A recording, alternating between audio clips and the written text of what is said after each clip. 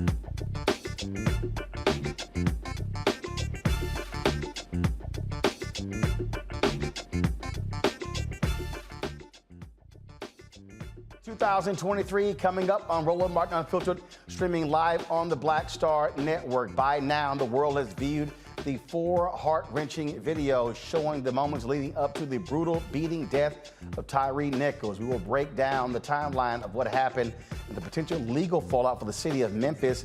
We talked with the president, executive director of the Lawyers Committee for Civil Rights Under Law, and the founder of Black Cops Against Police Brutality. We'll also be speaking with Tennessee State Representative Antonio Parkinson about what the city is doing to ensure that Tyre Nichols gets justice, his family gets justice, and address the critical breakdowns in Memphis law enforcement. Atlanta has faced days of environmental protest over a proposed cop training facility.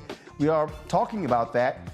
Folks, on the show, exactly what is going on with this location, and also how is it going to impact African Americans. The fight for justice for Jaylen Lewis, the black man gunned down by Mississippi Capitol Police, continues. His family calls for transparency. His mother and sister will join us to discuss what they are doing to get justice for their loved one. Folks, a lot we'll be breaking down and covering. It's time for us to bring the funk on Roland Martin Unfiltered on the Black Star Network. Let's go. He's got it. Whatever the miss, he's on it. Whatever it is, he's got the scoop, the fact, the find. And when it breaks, he's right on time and it's rolling. Best believe he's knowing. Putting it down from sports to news to politics. With entertainment just for kicks, he's rolling. It's on go, roll, roll, y'all. It's Roland Martin.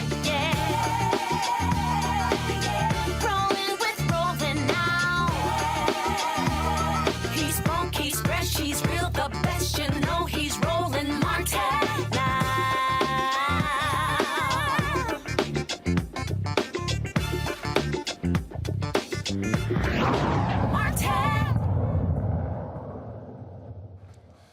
Before hearing videos of the murder of Tyre Nichols, folks, still is causing people to talk about what took place. It's been 3 days since they were actually released. The Memphis Police Department continues to have fallout. A 6th police officer who was white actually has been taken off of the streets. And remember, 5 of the cops have been charged with second-degree murder. All of them have actually bonded out of jail. And so people have been asking, well, what about that particular white officer? Now, the 2 Shelby County deputies were placed on leave. And remember, 2 Memphis Fire Department employees were relieved of duty pending an investigation into the medical care they provided at the scene. Again, today, the department announced Officer Petition was relieved of duty for using a taser on Nichols before he was brutalized by the various officers. And remember, this same officer yelled, beat his ass. He did not participate in the beating, but again, relieved of duty. It's not been fired. Relieved of duty, folks, it's not the same as firing. So what you continue to see folks demanding accountability. There's still lots more questions to be asked. We've heard that the Memphis Police Department has disbanded the Scorpion unit. First of all, how long was it in place? Who put it in place? Why were there no supervisors? Were there other incidents that we have not heard about? Joining us now is Damon Hewitt, the president, executive director of the Lawyers Committee for Civil Rights Under Law. Also, former police sergeant Dr. DeLacy Davis, founder of Black Cops Against Police Brutality. Glad to have both of you here. I'm going to go to you first, DeLacy, because, look, Memphis has played this from a PR standpoint brilliantly, okay? Fired the cops, indicted, arrested, all those, police chief coming out. But we still don't have the full story. First of all, why was he stopped?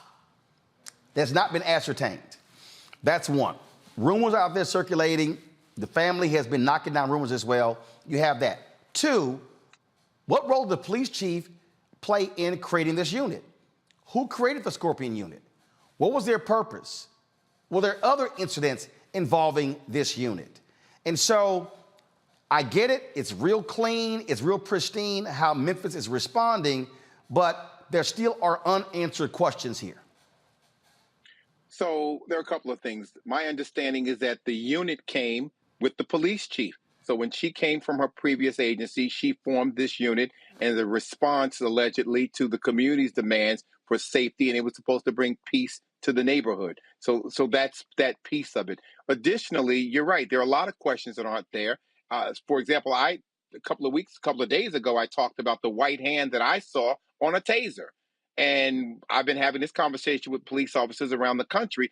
Did you see the hand? Because I saw the hand. And so now we know whose hand that was. Additionally, there were officers standing around. There are several policies that were violated. So the question for me is, are the other officers going to be charged for failure to intervene, for failure to render aid, and for failure to report? Because that was an obligation of all the officers on the scene. And then finally, what is the total count of officers who responded? Because either they have transponders in the vehicle, or you could count from the cameras who was there and what cars were there. So all of those questions need to be asked and answered. And so for us, it is not lost that a lot of this has not been brought forward for the community. In fact, I told someone yesterday that this is a story that's growing legs. It's not going to go away. It's going to get bigger because there are a lot of question marks. Damon, as we again continue to examine this, there were issues with this police chief in Atlanta. She was fired in Atlanta. And so there was one city council member, we had him on the show, who voted against her. I want to get him back on the show to find out, what was it that he saw to vote against her. There are things that need to be addressed here because the actions of these cops, that clearly was not the first time they've actually done this type of thing. Well, clearly it wasn't the first time. I don't know the disciplinary records, which is another issue. We need the disciplinary records of all police officers, not just after there's a fatal incident, right? We need to know the records of these chiefs, wherever they're going. And, we want to support law enforcement when they're from our community, but this is a reminder that structural racism is so sinister, it actually doesn't care who the perpetrator is. The only thing that matters is the victim who is oppressed. And that is typically in this country, Black people, especially when it comes to law enforcement. Going forward, though, everyone's talking about accountability or renewed conversation. That's important. But Roland, we cannot have accountability without liability. Too often, individual officers, entire police departments and cities are shielded from significant liability. They need the kind of liability that is going to inflict some pain, not to hurt people, but something that the city, municipalities will feel. Because at the end of the day, we've got to change police culture. Otherwise, we're headed down a bad road that's already getting worse by the day. Obviously, Memphis is going to have to pay out a significant amount of money. But DeLacy, what people still want to know, and there were people who were going, I don't understand, why are people protesting? I mean, the cops were fired, they were indicted and arrested. It's because it's still a problem. A man is dead, and we continue to see these examples happen over and over and over around this country. I agree. I think people misunderstand and they oversimplify structural racism. You've heard me say this, Roland, that the organizational culture of policing of law enforcement, not just the policing, but law enforcement, is white male dominated, racist, sexist, homophobic, and then you might get to the good cops. The other issue is that when we talk about liability, the agencies and the city governments and the state governments pay out the funds. When we talk about officers being held accountable, that's the issues around qualified immunity, which is why we talk about George Floyd Justice and Policing Act addressing qualified immunity and some of those insulations that police officers have, so they're not being charged personally. Consequently, their behavior hasn't been modified. We've not seen it in my 30 years of law enforcement reform work, and so I don't see it in the future until the structures are changed or torn down. Hold tight 1 second. I got to go to a break. We come back. I want to continue this conversation with you because you're talking about the structures. But the real question is, okay, how do we get there? And so we'll discuss that next. Folks, you're watching Roland Martin Unfiltered on the Black Star Network. Download the Black Star Network app, Apple phone, Android phone, Apple TV, Android TV, Roku, Amazon Fire TV, Xbox One, Samsung Smart TV. Also, we want you to join our Bring the Funk fan club. Folks, this is just, I stopped by the post office today. This is all the folks who send checks and money orders. So trust me, we take those, plus we do electronic. And so, yeah, I got to go through all of these here. But again, if you want to support us in what we do, send check and money orders to P.O. Box 57196, Washington, D.C. 20037-0196. Cash App, $RM Unfiltered. PayPal, R Martin Unfiltered. Venmo is RM Unfiltered. Zelle, Roland at RolandSMartin.com. Roland at RolandMartinUnfiltered.com. And be sure to get a copy of my book, White Fear, How the Browning of America is Making White Folks Lose Their Minds. Available at bookstores and downloaded from Audible. We'll be right back.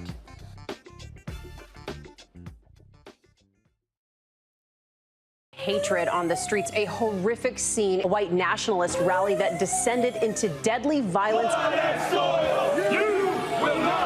White people are losing their damn minds. As an angry pro-Trump mob storms the U.S. Capitol, we've seen shooting. We're about to see the rise of what I call white minority resistance. We have seen white folks in this country who simply cannot tolerate black folks voting. I think what we're seeing is the inevitable result of violent denial. This is part of American history. Every time that people of color have made progress, whether real or symbolic, there has been what Carol Anderson at Emory University calls white rage as a backlash. This is the rise of the Proud Boys and the Boogaloo Boys. America, there's going to be more of this. Here's all the Proud Boys, Dave. This country is getting increasingly racist in its behaviors and its attitudes because of the fear of white people. The fear that they're taking our jobs, they're taking our resources, they're taking our women. This is white fear.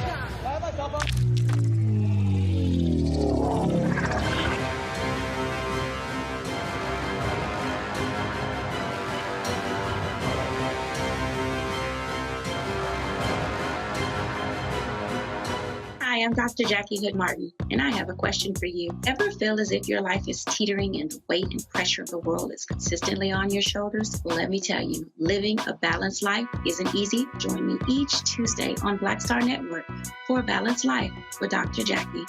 We'll laugh together, cry together, pull ourselves together, and cheer each other on. So join me for new shows each Tuesday on Black Star Network, A Balanced Life with Dr. Jackie.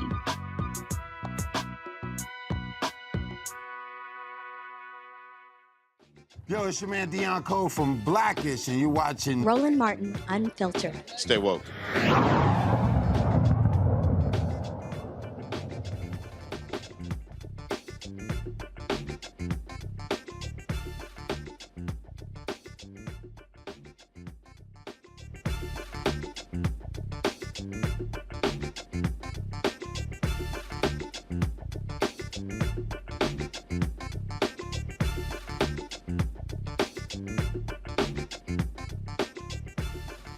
All right, folks, welcome back. We're talking with DeLacy Davis. He is the founder of Black Cops Against Police Brutality. Also, Damon Hewitt, who's executive director of the Lawyers Committee for Civil Rights Under Law. Damon, I'll go to you.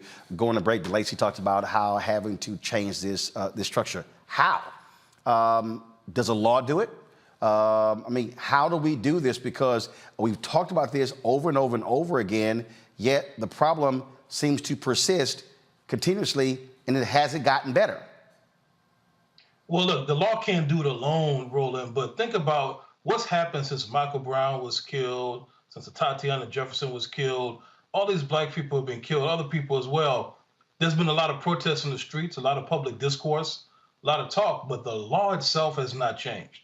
And so the law can't do it alone, but the law can, should, and must change. And DeLacy got it exactly right. We need the strongest possible version of the George Floyd Justice and Policing Act, and in particular, the 1-2 punch of abrogating what they call qualified immunity, eliminating qualified immunity if necessary, to ensure that individual officers can no longer act with impunity, that they can be held liable just like the municipality or the county can be held liable. And then second, there also has to be some type of sanction. You know, we're out there saying law enforcement is supposed to protect us against crime. The spotlight camera that caught the most horrible angle of the brutality against Tyre Nichols was probably placed there to look over the community to try to keep people safe from crime. Well, it actually captured crime being perpetrated by police officers. And so if it is a crime by officers, it has to be treated like a crime. And so we need that 1-2 liability through the George Floyd bill. But also, the other part of the culture change is that policing is an industry with big money. There's a lot of money flowing all kinds of different ways, including from the federal government to the 18,000 law enforcement agencies in this country, local agencies. And so we need to make sure that there's no gravy train of money without real accountability, without real requirements. If you put side by side the places that receive the money and the places where there have been these flashpoint incidents of killings, you're going to start to see some overlap. And that is a problem. That means our tax dollars are sponsoring this killing. Are civil rights groups coming together to demand that President Biden call congressional leaders to the White House to meet with families and say, get this bill back on track, get it done? Definitely. We know that the political calculus in the House of Representatives is what it is. That doesn't look good, obviously, but that doesn't stop our call, right, for change. Civil rights groups have already come together, before the funeral, which is happening on Wednesday. Obviously, Reverend Sharpton's delivering the eulogy, have come together to demand that there be some action and to call President Biden and this administration to talk about its specific response to this incident, its specific response to this pattern of atrocities befalling our communities. DeLacy, when you talk about a new structure, okay, how do you get there? Because this is ingrained. It is in department after department after department. So, and I'm going to go as quickly as I can, Roland. You know, we've been having this talk at the federal level. We talk about trauma-informed policing, George Floyd Justice and Policing Act, the BREATHE Act, which is another federal law that would deal with federal officers along this, consent decree, pattern and practice investigations of police departments and agencies. We know when those things are in place that behavior changes because they're being forced to change, addressing qualified immunity, as we both just talked about, whistleblower protection for good cops. Good police officers have no incentive to tell the truth and be a whistleblower because the price they pay inside and behind that blue wall and that blue coat of silence is so severe. Ban chokeholds in any stress positions, divest and reallocate police dollars, and then make elected officials accepting union campaign contributions toxic in our community and every community, and then accountability for law enforcement agencies via economic incentives to shift their policies and ban pretextual traffic stops and hunches that something is wrong. That's just at the federal level. The state level, there should be state prosecutors who investigate use of force and police shootings, and that's all they do. So they don't have what Johnny Cochran used to say, that incestuous relationship between the police officer and the prosecutor, because they need police officers to try cases. So when there's a special prosecutor for all police shootings, that's all they'll do. Change deadly force standards from reasonable to necessary deadly force, and then license police officers as required for working in a state, because if you don't have a license, you can't go from department to department when you have a problem. Examine and evaluate police academy dismissals by race. We know that women shoot less and are less aggressive in terms of policing in general, so then why isn't there an effort to recruit more women into police force rather than men who are naturally attacking our community, as we've seen from all these cases?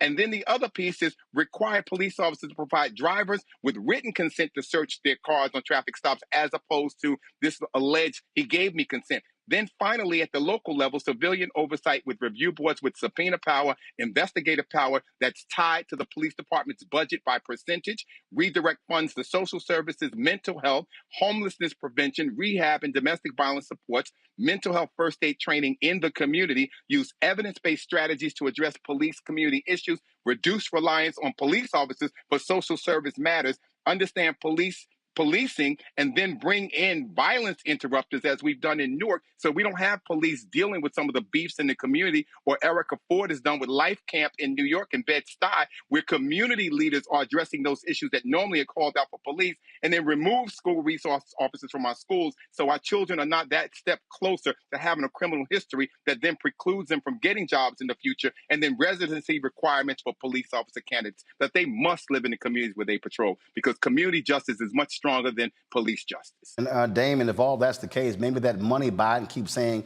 more cops deserve more money should go to stuff like that and not just hiring more cops. Well, that's a tension point. You know, the president called for 100,000 more police officers. Sadly, the ultra-right-wing conservative Senator Josh Hawley called for the same thing. We need some daylight between our president and people who we know are not on our side, are not on our team, who are trying to set us back. So the president has some thinking to do about what his next steps are going to be. The State of the Union address is coming up on February 7th. That's just a week away. And so America will be watching and listening, not just about the debt crisis and the budget and the economy, but also about, does this president have something to say now about what's happening to Black people at the hands of police? I pray and hope that he certainly does. All right, Damon Hewitt, DeLacy Davis, we certainly appreciate it. Thanks a lot. Thank you. Joining us right now, folks, our panel is Dr. Julianne Malveaux. She, of course, is Dean, College of Ethnic Studies, California State University, LA. Dr. Amakongo Dominga, Senior Professorial Lecturer, School of International Service, American University. Renita Shannon, Georgia State Representative. Renita, I'll start with you. This police chief of Memphis, again, came from Atlanta, where she had issues.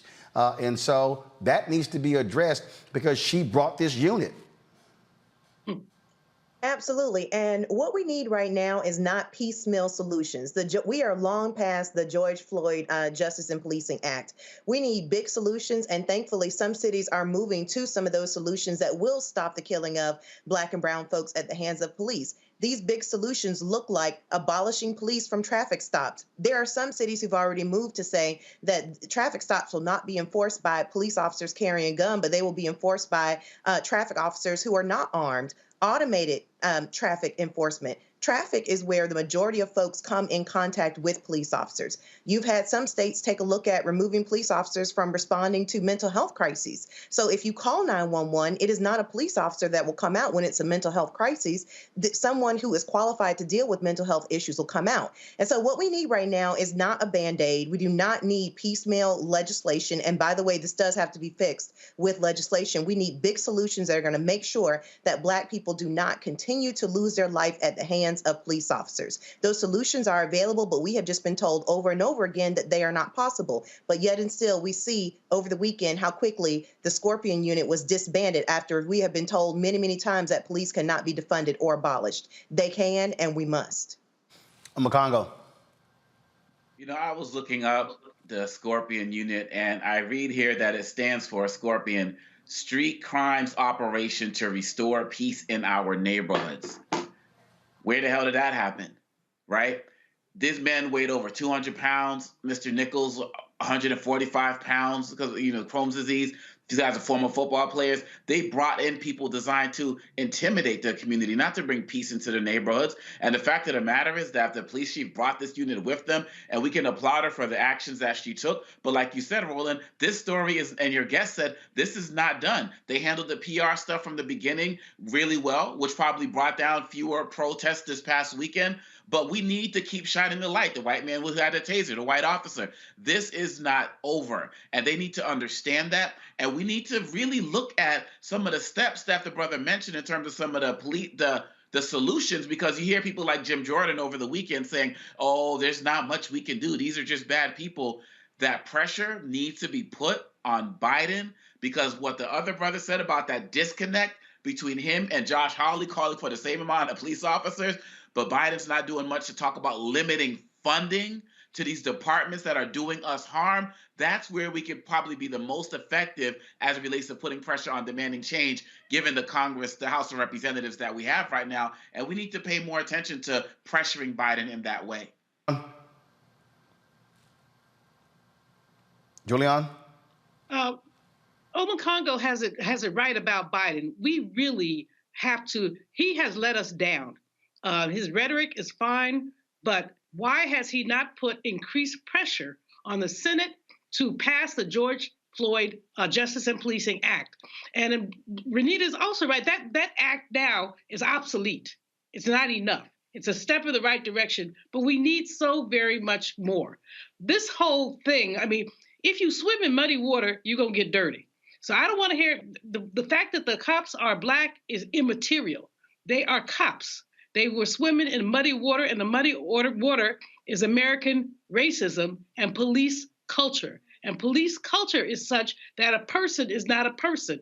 The fact that that person with the white man with the taser was hollering on the side, beat him, using expletives, the number of expletives that were used. And when you think about that young man, small, a slight young man, having 5 officers on top of him, it's just untenable.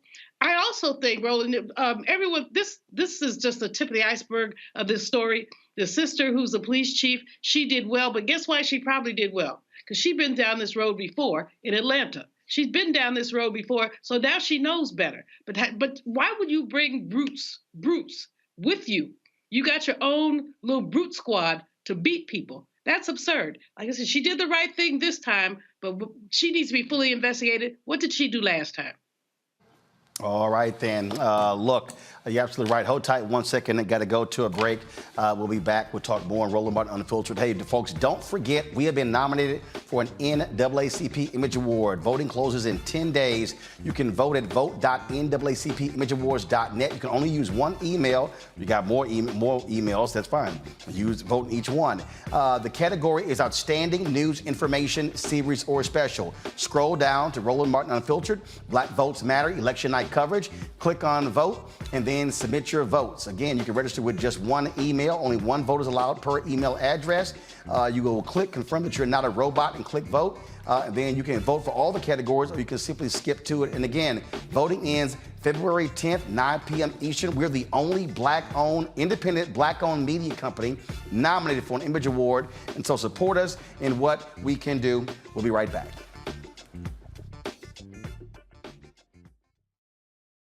Most people think that these television shows that tell stories about who we are as black men, and then they paint these monolithic portraits of us.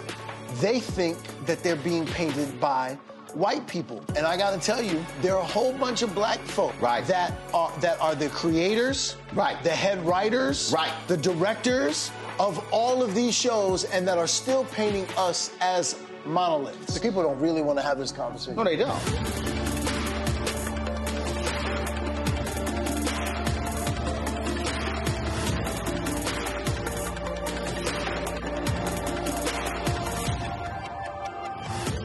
Next on The Black Table with me, Greg Carr. An hour of living history with Dr. Richard Mariba Kelsey, thinker, builder, author, and one of the most important and impactful elders in the African American community. He reflects on his full and rich life and shares his incomparable wisdom about our past, present, and future. African genius is saying that my uncle was a genius, my brother was a genius, my neighbor was a genius. I think we ought to drill that in ourselves and move ahead rather than believing that I got it. That's next on The Black Table, here on the Black Star Network. Hey, I'm Antonique Smith. Hey, I'm Arnaz J. Hi, this is Cheryl Lee Ralph, and you are watching Roland Martin, Unfiltered. I mean, could it be any other way? Really? It's Roland Martin.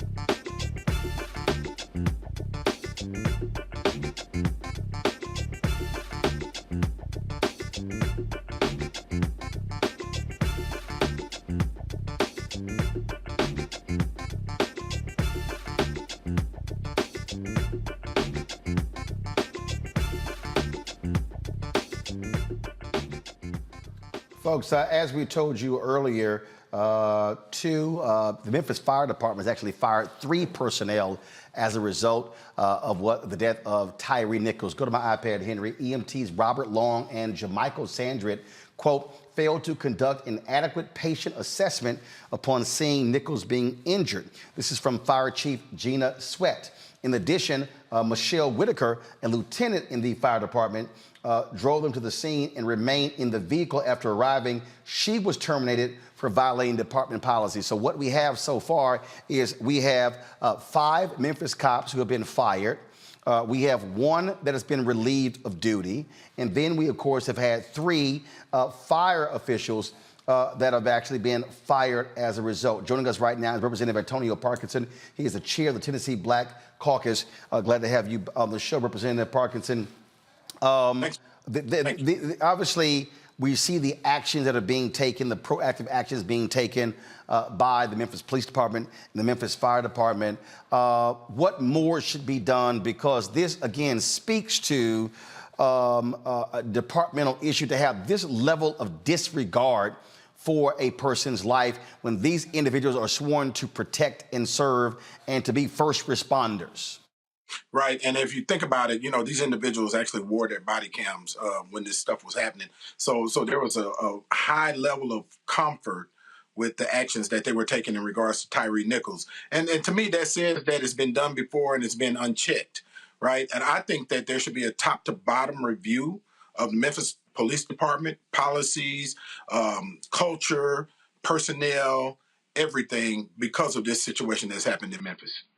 What are state officials doing? What are they saying? Because it's not like this is the only issue that's happened in the state of Tennessee. Here in Memphis, there have been other police brutality cases in the state. Well, I think that everything should be on the table, honestly. But it's interesting, though, because I'm hearing even from my colleagues across the aisle that are saying that they're even open to looking at different policies, laws on everything from qualified immunity to other issues, and some of the things that we left out that we didn't get done with our last session. We were able to put into law duty to intervene, and there's one other, I don't have it in front of me, but that's 2 of the 8 that we were pushing for. So I'm looking forward to, actually, I've opened up a caption for to look at this qualified immunity for the police department, for police officers, and to see what else we can change in state law. But keep in mind, state law already existed for duty to intervene, and none of them intervened. Right, and look. I mean, I think it has to be much stronger, and I just think that Republicans are going to have to stop being so protective of cops. And it's amazing how quiet a lot of them have been. Where are all the Blue Lives Matter people? Well, it's interesting because, again, these black officers are experiencing now that second set of rules. There is no Blue Lives Matter that's going to come to your rescue. There is no GoFundMe that's going to be set up to put millions of dollars in defense money, for your case, because you are not the same. Absolutely. Obviously, people are asking why people out there still protesting. I keep saying they are making light of that. This is a continuing problem, and this is not just some one-off here in Memphis. No, it's an issue of culture within law enforcement across the country, as a matter of fact. But there's something else that needs to be said, too, because you think about this. We're dealing with, as African Americans in Memphis, we're dealing with 2 different issues, right? One issue is the self-hate for black people to black people. These black officers did not see their son, their nephew, their neighbor, their church member in Tyre Nichols as they were killing him, right? The second issue we're dealing with is that of culture. Law enforcement culture. They were operating in a culture that has obviously been unchecked. Now, I want to keep on reminding people about how comfortable these officers were in bragging about the situation when they were explaining it to the sergeant or lieutenant who came on the scene, talking about the situation. He did this, and I hit him with this many pieces, and he still didn't go down. They've been doing this before, because they would not be that comfortable with recording it with their own body cams and talking about it after the situation happened. Indeed. Representative Parkinson, we'll certainly appreciate it. Thank you for joining us. Thanks for having me. Appreciate your platform, brother. Thank you. When we look at, again, the actions taken on Makongo, with these firings, some people will go, oh, hey, that's great, it's wonderful. I mean, it's accountability. That's in this case. We have seen so many other police departments where they're not fired, where the police union protects them, and they pretty much say nothing.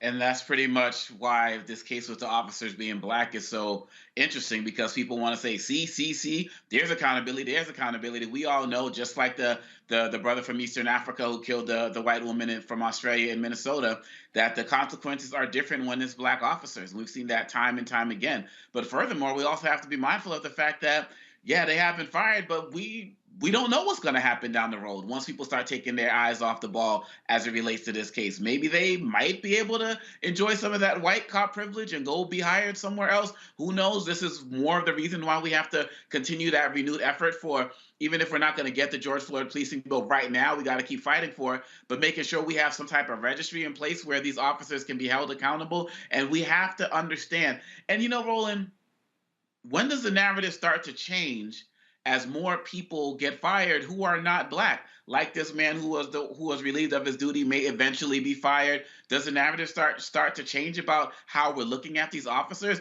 Do the police unions start to get more involved because now they start to see that some of their own actual white quote unquote officer brethren are being put in as part of the problem as well? So I think that I'm so glad that we have the Black Star Network here, because we know in about a week and maybe a couple of days after the funeral, many of these networks are not going to be talking about it. But we have to understand it, just like we talked about how the chief of police did a great job for now, but we have to go into a little bit more of the background. We have to keep the investigation going. We have to keep the pressure on, because we can't let people say that this is a kind of one and done deal. The actions that are taken that we approve, we need to make sure that they are happening across the country and that this is not a one-off. Indeed, Julian, the Fraternal Order of Police actually released a statement. They actually did. This is Patrick Yo's national president of the FOP, said they were appalled by the brutal assault. The event, as described to us, does not constitute legitimate police work or a traffic stop gone wrong. This is a criminal assault under the pretext of law. The Memphis Police Department terminated the 5 officers who participated in this heinous act. The district attorney and the Tennessee Bureau of Investigation have completed the investigation, arrested the former officers, and charged them with second-degree murder. Went on to say the criminal encounter should not and does not define the brave men and women of the Memphis Police Department or the more than 800,000 officers who keep our country and communities safe from the kind of violence that occurred in this incident. Yeah, but it's amazing how they don't release a statement on a whole bunch of other cases. That's what I'm talking about. I mean, we deplore what happened. We all do. But we also have to ask this Fraternal Order of Police, where was your statement for George Floyd? I think, although, again, we deplore these officers. However, I think that the FOP would not have released such a statement if it was white officers. They have been very protective of white officers. And so I think we just have to be clear about that. The other thing, you talk about limited qualified immunity. Basically, these suckers, and I did say suckers, need to have their pensions put on the line.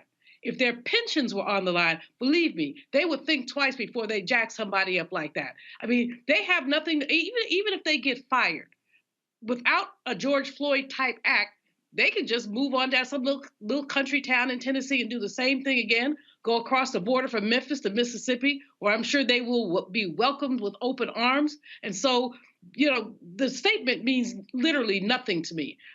What we have to do is really dismantle the culture. And how many times have we gone out in the street and said, no more, we're not going to do this anymore. This is the last time, starting with Michael Brown and coming on down, George Floyd, and now here we go again. And so we have to be tired of ourselves. We should be tired of our darn selves about continuing to accept this kind of nonsense and have the same old recycled rhetoric, as opposed to really looking at dismantling and making these officers have something on the line. Like I said, take their pension.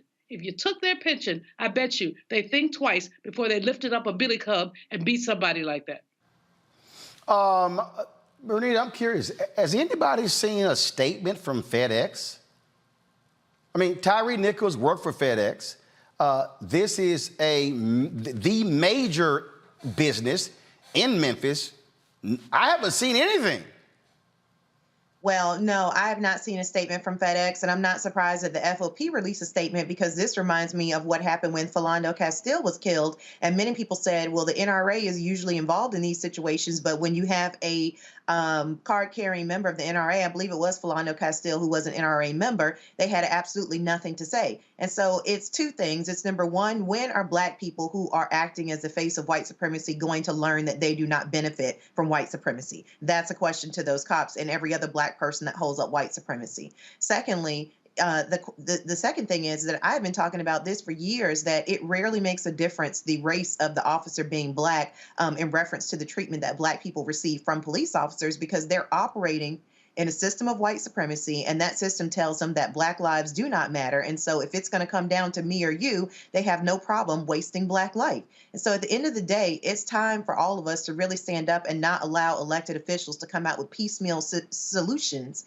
It is time to make sure that we make sure that Black people are not being just killed by police. And that's it, that they're not being killed, because for so long we've said police have to be held accountable. We are past that point. We want police to stop killing Black people, and we see that they are not capable of making changes on their own to do that, and that they're going to continue to operate in a system of white supremacy with even Black folks holding that up. It is time now that we make structural changes, as I mentioned before, that make sure that police don't even have the opportunity to murder Black people over a traffic stop.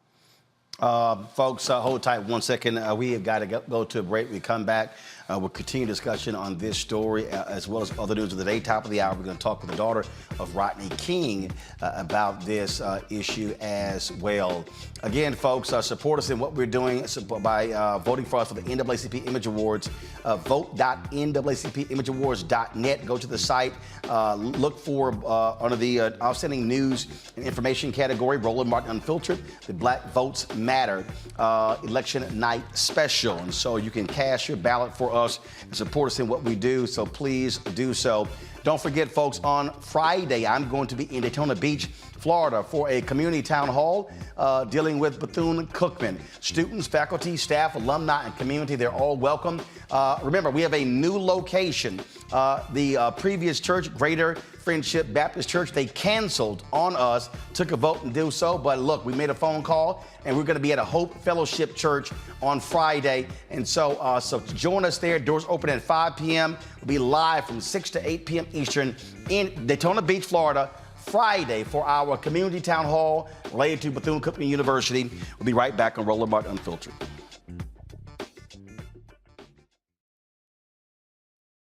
On the next Get Wealthy with me, Deborah Owens, America's Wealth Coach, I'm sure you've heard that saying that the only thing guaranteed is death and taxes. The truth is that the wealthy get wealthier by understanding tax strategy. And that's exactly the conversation that we're going to have on the next Get Wealthy, where you're going to learn wealth hacks that help you turn your wages into wealth. Taxes is one of the largest expenses you ever have. You really got to know how to manage that thing and get that under control so that you can build wealth. That's right here on Get Wealthy, only on Black Star Network. On a next, A Balanced Life with me, Dr. Jackie, a relationship that we have to have. We're often afraid of it and don't like to talk about it. That's right, we're talking about our relationship with money. And here's the thing, our relationship with money oftentimes determines whether we have it or not. The truth is you cannot change what you will not acknowledge. Balancing your relationship with your pocketbook. That's next on A Balanced Life with me, Dr. Jackie, here at Black Star Network. We're all impacted by the culture, whether we know it or not. From politics to music and entertainment, it's a huge part of our lives, and we're going to talk about it every day right here on The Culture with me, Faraji Muhammad, only on the Black Star Network.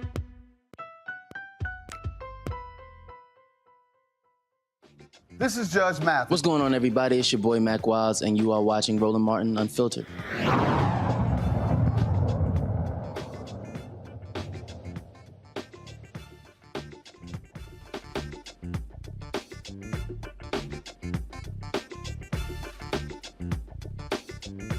All right, folks, before I move forward, don't forget the Black Star Network can now be seen on Amazon, on the streaming service on Amazon Fire, of course. We're on Amazon Fire TV, but they have Amazon News. And so when you go to Amazon Fire TV and you go to their television grid, Black Star Network is right there, along with CNN, MSNBC, and the other news networks. And so that's our 24-hour streaming channel. In addition, if you have Alexa in your home, you can just simply say, Alexa, play news from Black Star Network, and it will actually play you the audio of the Black Star Network. So if you have the Amazon Fire TV, go to the Amazon News section, and you can actually watch the 24-hour streaming channel of the Black Star Network. You can watch this show show, in addition to the other shows, the other content, the live events that we stream, the news conferences and protests, things along those lines. So all of that stuff is available, again, on the Amazon Fire TV, Amazon News on Amazon Fire TV, and we'll have an announcement later on the other platforms of Amazon News that we'll be on as well. Folks, the attorney for the family of Tyre Nichols, they have released a statement with regards to the Memphis Police Department relieving one of the officers relieving him of duty. Please pull that statement up, folks, so I can read that. This is the statement right here. Y'all got it? Let's go. Let's pull it up, please. It says the news today from Memphis officials that Officer Preston Hemphill was reportedly relieved of duty weeks ago, but not yet terminated or charged is extremely disappointing. Why is his identity and the role he played in Tyre's death just now coming to light? We have asked from the beginning that the Memphis Police Department be transparent with the family and the community. This news seems to indicate that they haven't risen to the occasion. It certainly begs the question why the white officer involved in this brutal attack was shielded and protected from the public eye and to date from sufficient discipline and accountability. The Memphis Police Department owes us all answers. Julian, the family of Tyre Nichols was asking that question all over the weekend. They were saying, hey, what about this white cop? And it was really only because of that outrage over the weekend that this happened today. They've known about this cop for quite some time. He jumped out of the car. He fired the taser. He is captured on audio saying, I hope y'all stomp his ass. Exactly. And so I'm wondering why this guy gets different treatment than the 5 black officers got. The utterance, I hope you stomp him, that in and of itself ought to be enough to get his behind fired. Not to mention so many other things. But, you know, Roland, the theme this Black History Month is resistance. And I have to really just lift up Tyre's parents, especially that mother. They have, you know, they could easily have said, oh, well, she has been fierce and asking questions. The family has been fierce in asking questions. And this is a very appropriate question. Why is this white boy getting a break? And the answer is because he's a white boy, because it's acceptable for white people to beat black people. And so we have to, I mean, this whole thing is so disgusting. But what's even more disgusting is these 5 and then this little one are the tip of the iceberg. I want to know who all was there and what all their role was. There had to be more than those 5 or 6 there. There were others. Who were they? What did they do? And if there was a duty to intervene, then those who did not intervene, they too need to be fired. Renita? It's just so sad because Black people are always put in the position to get their own accountability and to have to do their own detective work. As you mentioned before, and I don't know from what you saw, but I saw on Twitter that Black people collectively across the nation looked at that video and saw that there were white hands involved and there were other people beyond the 5 officers who were charged, who were a part of this incident. And people started saying on Twitter, what about this other person who was involved? They should all be, you know, fired. They should all be held accountable. And it was Black people's voices that lifted up getting this additional white officer fired. Why do we have to do that? If the police chief was on her job, why didn't she, you know, proactively bring up the fact or, you know, publicly that this officer should be charged as well? I mean, there are so many people in the process who could have relieved Black America from having to do our own detective work that it is just so sad. But we know what the answer is. It's white supremacy. He wasn't charged because he's white. Period, point blank. As folks said in Makongo, there were other police officers who were there on the scene. And again, there should be, as DeLacy said, a top to bottom investigation. The police chief said that's the case, but you got to answer the question, can you trust this police department to do the investigation? I think the answer is clearly no, and it's been no from the beginning. And again, some good actions were taken in the beginning, but without proper it goes to what Renita was saying. I mean, we really have to be the oversight. We can't expect the DOJ will probably get involved at some point, but after how long? Well, what else will be missed? And this is the case with Ahmaud Arbery, with the this is not a police-related issue, but the sister who was killed on vacation with her friends. So many times we in social media are the ones speaking up, calling attention to this. Even going back to Trayvon Martin with Zimmerman, who was not a cop, but we raised the awareness that led to the arrest. And we just have to make sure that we don't stop doing that, because we can't say, well, just because there's Black person involved, Black leadership and so on and so forth, that it's going to be taken care of. As we have said, all of us have said so many times, it's not about Black people versus white cops. It's about Black versus blue. And it doesn't matter what the uniform, who's wearing the uniform, this blue wall of silence and this blue lack of care for our community has always been the issue. And I want to also say that as we're looking at going up, firing these people and make sure, as Dr. Malveaux said, hitting their pensions, we also got to look at this aspect of insurance and liability and making sure that these police departments have insurance policies, that they are the ones who are paying when these cases are judged in our favor, as opposed to having the taxpayers pay for this. We're watching these deaths, we're watching our communities get destroyed, we're dealing with our own trauma, and then we're the ones who got to come out of pocket. These other groups, professions like medical professions and the like, they have liability in case they mess up somebody's life. Anybody who has the power to take somebody's life in their job should have to pay for it and be accountable. And that will also go towards making sure that these police are doing better work to check themselves before they try to take us out. The thing here, again, we talk about these investigations of these police departments, but what's important is what happens after that. We've had previous examples. Look, Cleveland has had 2 DOJ monitors within 10 years. Chicago as well. And so I just think that these city councils, Julian, are going to have to be a lot more aggressive. And they're going to have to be firing folks, putting provisions in contracts, making it easier to fire commanders and top administrators who are failing to do their jobs. Well, city councils have to be a lot more aggressive on any number of things. I like the list that the brother in your first segment laid out, talking top to bottom about what kind of reform needs to take place. But we have progressive city councilors who are suddenly silenced when these kind of things happen. We talked earlier about the sister police chief in Memphis, where you said that one person did not vote for her. I'd like to know why. And we need to, before people go hop from city to city in these jobs, they need to be fully and thoroughly vetted. But these folks who run on progressive platforms and they have a lot of rhetoric about the police, but where are they in submitting legislation, writing and submitting legislation, and where are they in looking at the contracts that cities get into with police unions? I mean, there should be a way that police unions, who basically make it almost impossible to fire someone unless there are 5 Black men in Memphis, almost impossible to fire somebody. We need to reinvestigate the contracts that cities are signing with police unions. And it is a good time for police unions to be disempowered, because they basically have made it extraordinarily difficult for police to be accountable.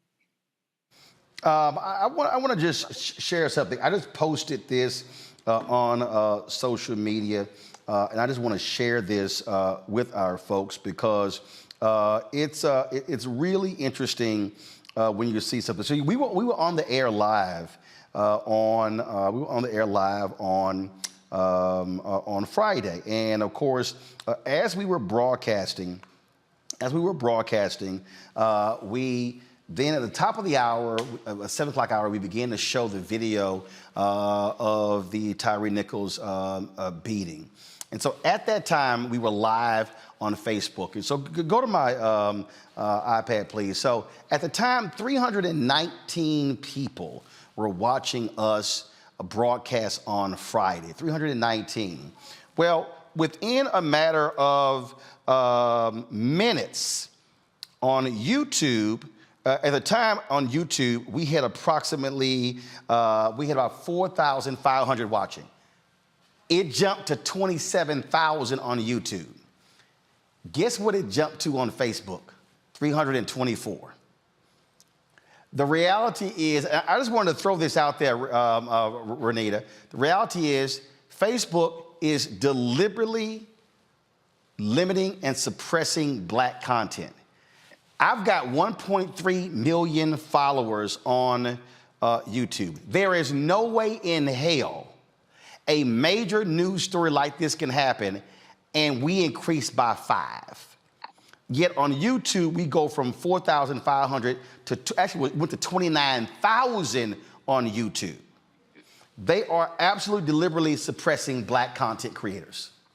I absolutely believe it, and Twitter is also doing the same. I have an anonymous account on Twitter in addition to my verified account, and on that anonymous account, I don't really follow anybody, and that account constantly suggests to me that I follow conservatives, and it shows me tweets from conservatives, and it really shows me a lot of right-wing content. And so to your point, Facebook, Twitter, most of these programs are suppressing black content and suppressing black issues because they know that we are all in collective agreement that well, most of us are talking about the fact that we need to break white supremacy, and they know that that includes them. And so I think that that is a lot of the reason why black voices who are speaking the truth, that is a lot of the reason why black content is being suppressed. They know that we are coming after them as well. And let's add to that Facebook is going to be allowing Donald Trump back on to its platform in the coming days as well. So at the same time that they are reducing exposure to our own content, they're allowing the chief white supremacist to get back on that platform, to use that platform to raise millions of dollars as he goes into his campaign. And they're also letting other people who are involved in the insurrection who have not been incarcerated yet back on. So it's a double-edged sword that we keep having to call them out on as well. And so I'm glad you raised that, because if we don't keep calling them out, nobody's going to recognize it. So they're taking our content down while allowing these guys to be up and get more views and raise more money. The hypocrisy is glaring. And just so y'all know, right now, there are 5,200 people watching on our YouTube channel, 158 on Facebook. And we have more followers on Facebook than we do on YouTube. We crossed 1 million on YouTube. We got 1.3 million on Facebook. They are suppressing black content. Folks, that's why you should download the Black Star Network app. We control that. And so every single one of you, even on YouTube, should download the Black Star Network app, Apple phone, Android phone, Apple TV, Android TV, Roku, Amazon Fire TV, Xbox One, Samsung Smart TV. Coming up next, we'll talk with the daughter of Rodney King. Back in a moment.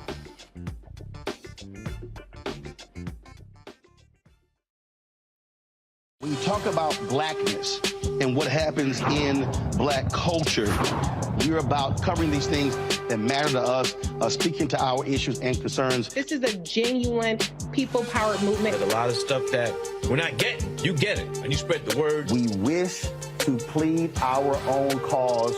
Too long have others spoken for us. We cannot tell our own story if we can't pay for it. This is about covering us. Invest in black-owned media. Your dollars matter. We don't have to keep asking them to cover our stuff. So please support us in what we do, folks. We want to hit 2,000 people, $50 this month, raise $100,000. We're behind 100,000, so we want to hit that. Y'all money makes this possible. Check some money orders. Go to P.O. Box 57196, Washington, D.C. 20037-0196. The Cash App is $RM Unfiltered. PayPal is R Martin Unfiltered. Venmo is RM Unfiltered. Zelle is Roland@RolandSMartin.com. Black Star Network is here. Oh, no punch! I'm real revolutionary right now. Thank you for being the voice of Black America. All momentum we have now, we have to keep this going. The video looks phenomenal. See, this difference between Black Star Network and black-owned media and something like CNN. You can't be black-owned media and be scared. It's time to be smart. Bring your eyeballs home. You dig? Pull up a chair. Take your seat. The Black Tape with me, Dr. Greg Carr, here on the Black Star Network. Every week, we'll take a deeper dive into the world we're living in. Join the conversation only on the Black Star Network. Hi, I'm Amber Stevens-West from The Carmichael Show. Hi, my name is LaToya Luckett, and you're watching Roland Martin Unfiltered.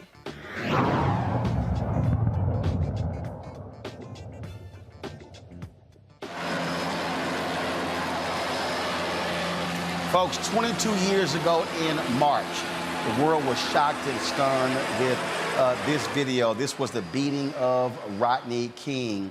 by LA police officers.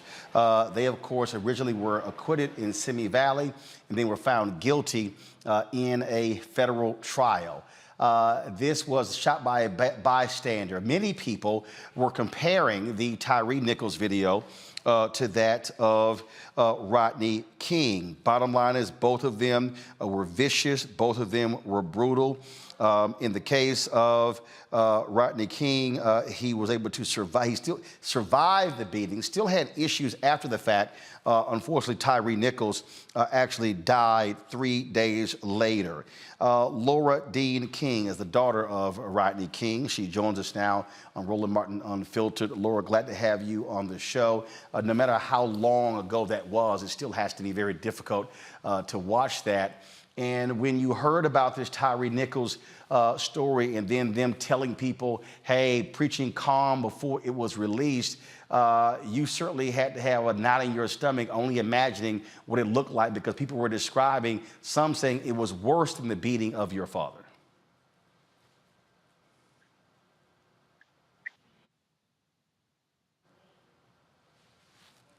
Can you hear me?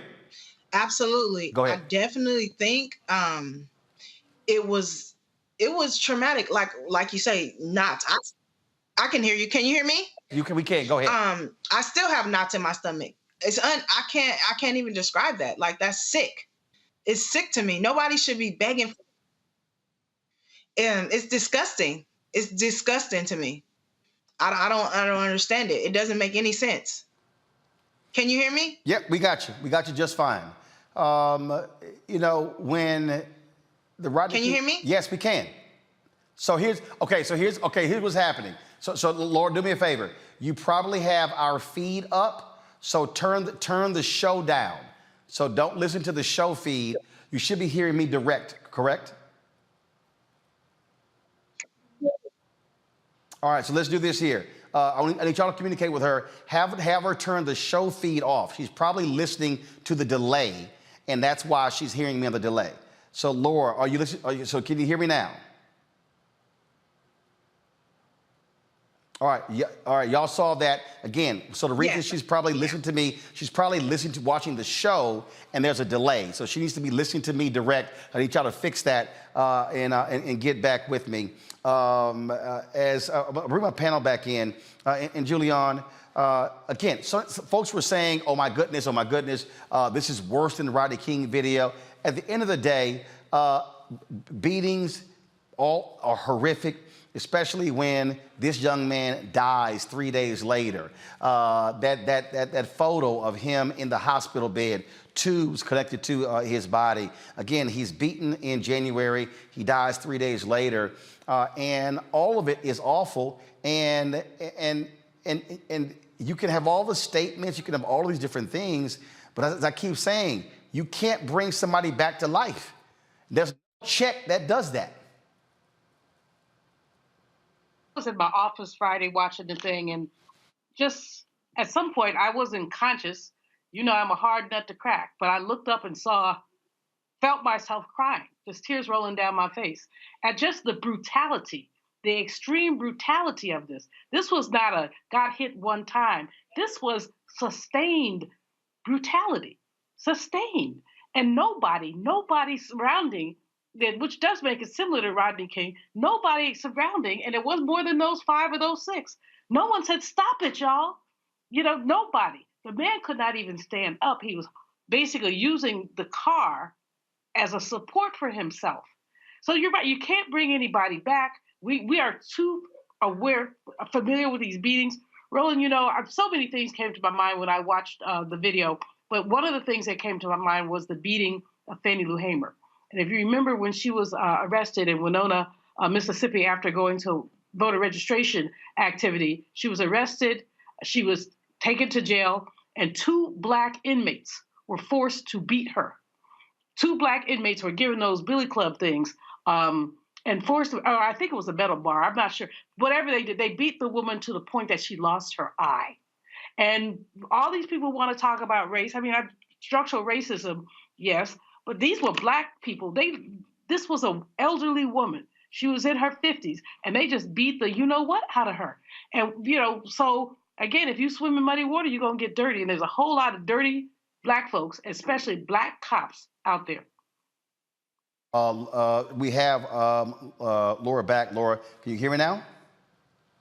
I do. I can hear you. There we go. All right. So you were talking about, again, watching this video and again having to relive what took place 22 years ago. And so many people, again, people were talking about, oh, this watershed moment, the riots took place, oh, we're going to see these changes. But the fact of the matter is, 22 years later, we're having the same conversation, different city, but same situation with cops brutalizing citizens. Right.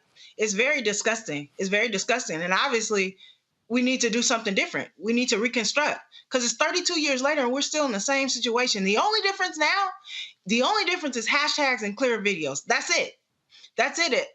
As much as I want to be hopeful, and then there's another hashtag. So it's like, and people wonder we're angry, and why we're angry, why we're frustrated.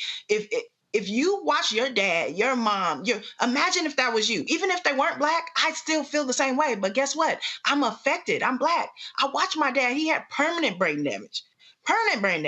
And they accused him, like this gentleman, of having things in his system. I can't speak for any time after that. And I'll say my dad is sinned and he fell short and he wasn't perfect, but he was a daddy. He was a daddy, and he had to conduct himself with permanent brain damage after that.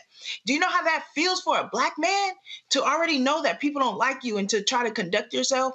It's not cool. It's not. We should not be here. And you wonder where pain comes from. This is painful. This is painful. My sisters and myself and my grandma, my whole family and his friends have to keep reliving this. That does not feel good. What's normal? That was one of the last things I took notes on. I wonder why I took notes. The last conversation I had on the telephone with my dad, this is why. He said, find your own normal. And I know why. Because if you don't, look how many Rodney Kings, George Floyds are probably out there, and we look, oh, they have mental illness. No, this probably happened to them, and they never came back. Or it wasn't videoed. So here we are. It doesn't make sense. We should not be here. It is, and you're right, I totally misspoke. Yeah, it was 32 years, and in that 32-year time span, it has just been case after case. The settlements have gotten higher and higher and higher, and it seems as if in America, the whole attitude is, look, just cut a check, that'll fix all the problems. Right. And never mind all the fees that come after that, because half of it got to go to the attorneys. If they have kids, all of it got to go. My dad it's not what you think. It's not all glitz and glamour. It's not. And that can't replace a life. And people often say, I hope justice is served. In this case, no case, justice is never served because the person's never here again. In this case, his mom, imagine you have to live your whole life and you replaying that conversation of him yelling for her name. That makes me sick to my stomach. I have a 3-year-old son. I'm sick. I am sick. Nobody deserves that. Let alone that man, what was he, 140? Those officers were heavy. It doesn't matter the size. It takes that many people. And then they kept yelling out things. He was following their orders. I feel they were yelling out things so they can, excuse the video so that people can think he was resistant. He wasn't. He kept saying, I'm laying down. How do you stop? My question is, like with my dad, how do you tell somebody you're tasing, stop moving, stop this, that? Are you kidding me? Is this a joke? And you wonder why people are angry. This is upsetting for me. I haven't slept. This is not right. It's not right. And we're supposed to go out right now. I got to feed my kids. I'm supposed to go out with hey, how's it going, neighbor? No, I'm not good. We're not good. Even if it wasn't my sisters, myself, and my family, nobody of any color should be good with this. That particular point right there, your dad passed away at the age of 47. Tyre Nichols, very young man. Look, Black men deserve to live as long as other people. They do. They do. And lives are being cut short because of police brutality. Absolutely. I 100% agree with you. And obviously what we're doing is not working. So what's next? What do we do? Come on. Because this is getting old. I am physically, emotionally, everything you could think of. I'm tired. We have so much we can be pouring into. This should not be it. They need more mental evaluations. Obviously, these people are not well. They're not well. So for you to do that and then go on with your day like something is wrong. Something is wrong. And if you watch this video and you're not affected, your stomach doesn't hurt, something is wrong with you too. Indeed. It is, again, painful to deal with, Laura.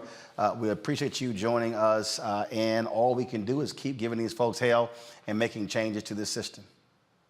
Amen. Thank you guys so much for having me. I really appreciate it. Appreciate it. Take care. And folks, she makes a great point. Cheryl Dorsey, we've often had her on the show. Hopefully we'll have her on tomorrow or Wednesday. She's been on the networks talking about the need for these cops to have, she said the only time they get any mental evaluation is when they're in the academy. That needs to be constant, frankly, every 2 or 3 years. Former Congressman Tim Ryan was on Bill Maher on Friday talking about, how these cops, they're under so much stress and duress. In fact, see if y'all can find that clip. I want to play it because I want our panel to talk about this here. Frankly, what Bill Maher had to say on the show was bullshit, and so did Tim Ryan, because I'm tired of hearing all this sort of stuff. They're under stress. No, beating the hell out of people has nothing to do with stress. That has to do with you being a violent individual. That's what it has to do with. And so we'll discuss that next right here on Roland Martin Unfiltered on the Black Star Network with our continuing coverage of the beating death of Tyre Nichols. Back in a moment.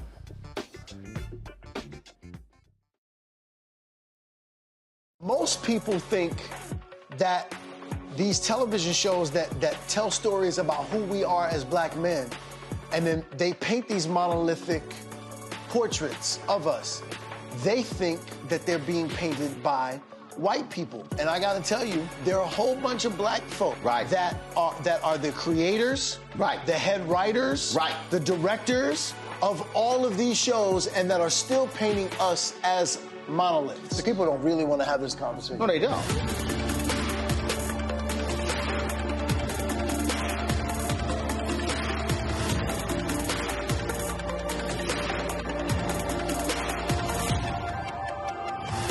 On the next Get Wealthy with me, Deborah Owens, America's Wealth Coach, I'm sure you've heard that saying that the only thing guaranteed is death and taxes.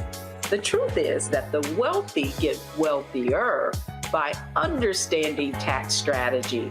And that's exactly the conversation that we're going to have on the next Get Wealthy, where you're going to learn wealth hacks that help you turn your wages into wealth. Taxes is one of the largest expenses you ever have. You really got to know how to manage that thing and get that under control so that you can build wealth. That's right here on Get Wealthy, only on Black Star Network.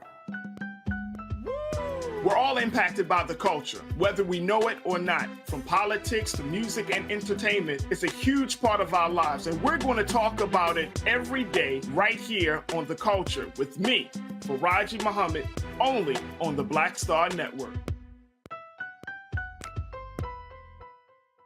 Hi, everybody. This is Jonathan Nelson. Hi, this is Cheryl Lee Ralph, and you are watching Roland Martin Unfiltered.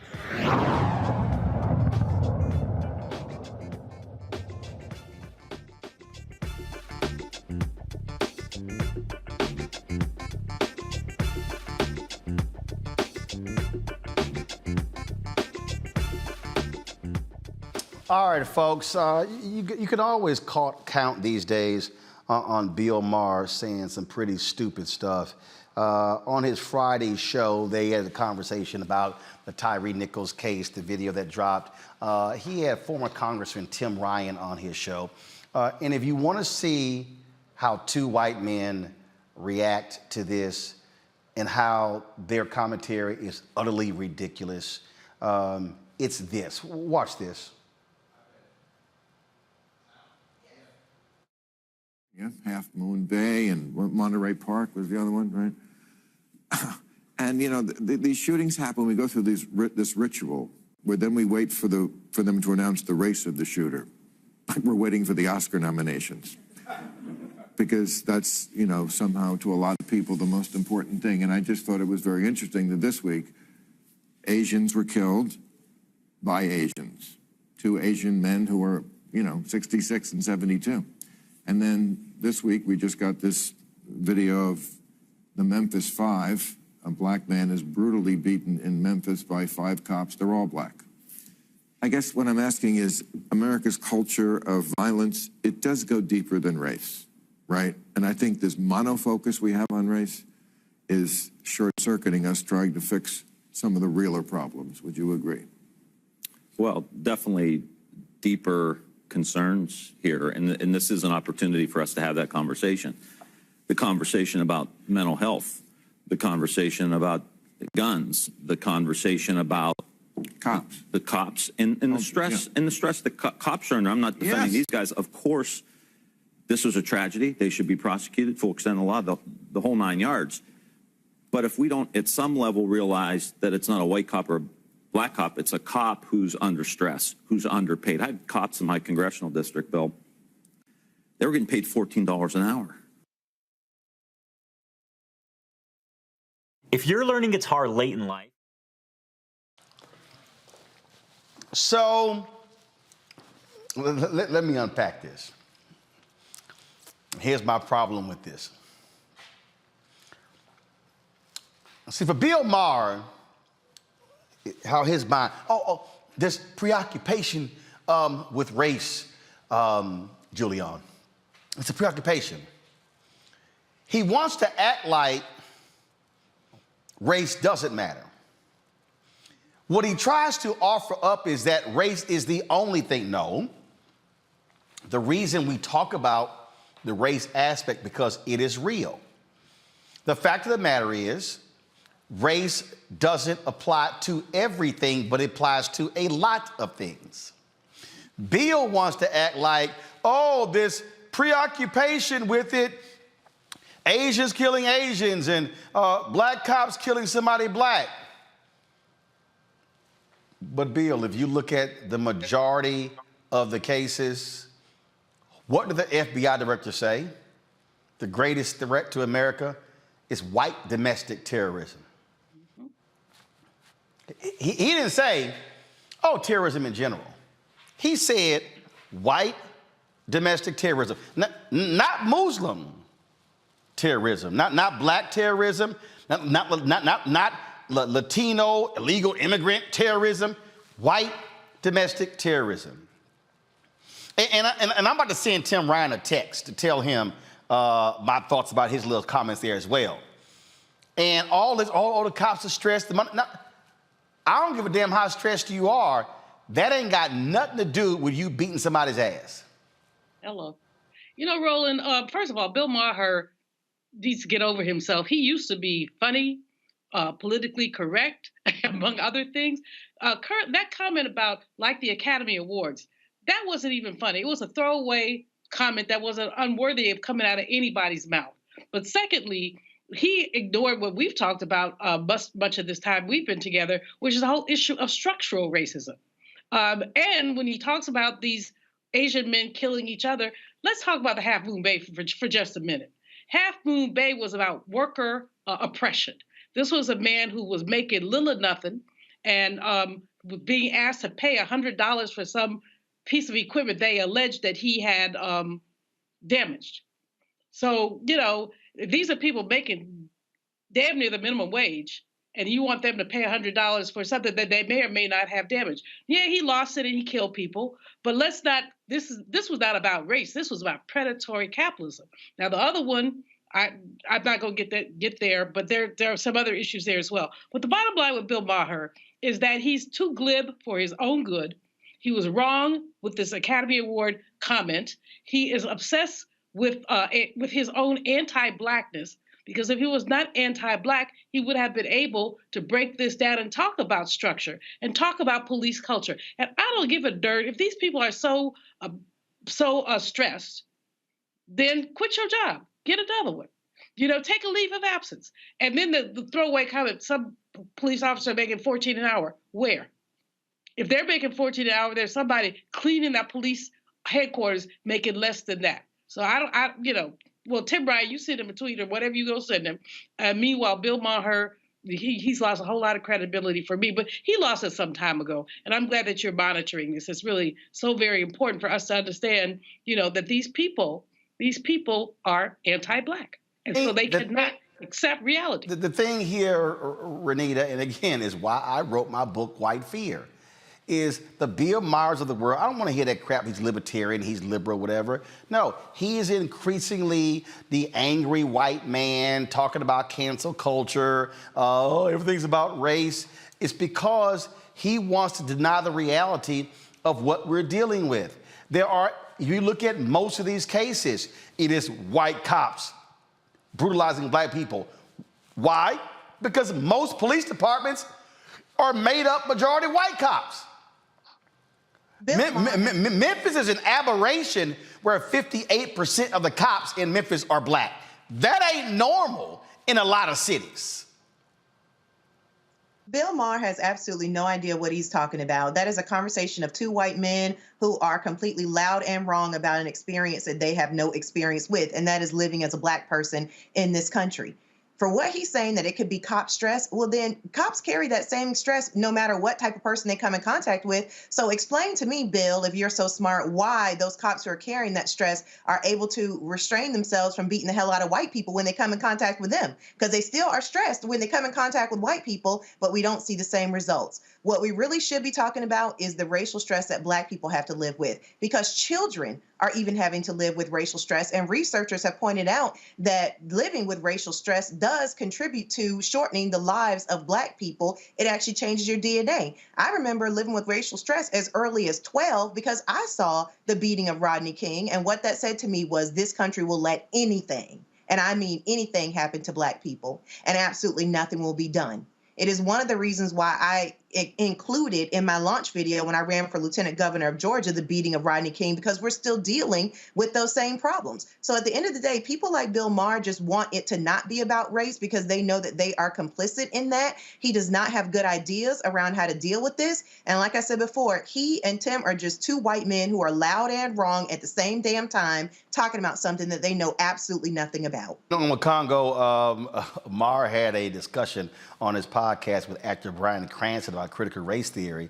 And Cranston, frankly, had to check him on this. I'm gonna play, it's a 14-minute clip. I'm not gonna play all of it. But it's a perfect example of what you hear coming from him. And then what Maher will do is certain folks who he will have on who he knows are not going to push him on that. And y'all keep in mind, I've done Bill Maher's show one time, October 2014.